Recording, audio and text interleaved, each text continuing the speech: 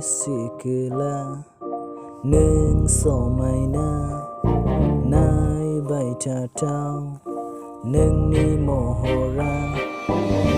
sikla nungni besi somaina naiby tataw nungni mohor musriya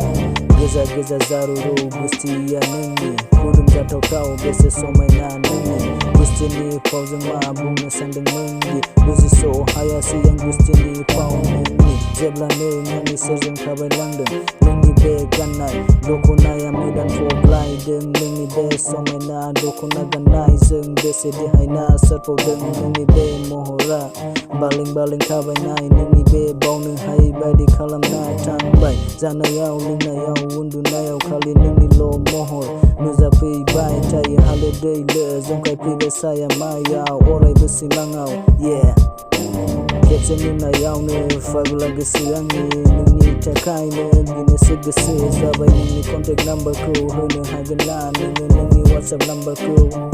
yeah kena songno lubedeng phone nungni geri garang ko mohora zere somaina garang azakagen nungni yadaw maina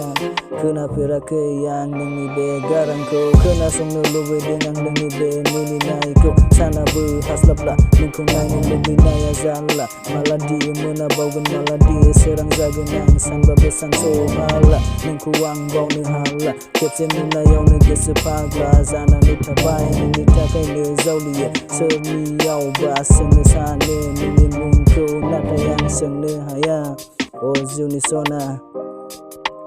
kena song nungangni batraku zawliya nuni takai dinai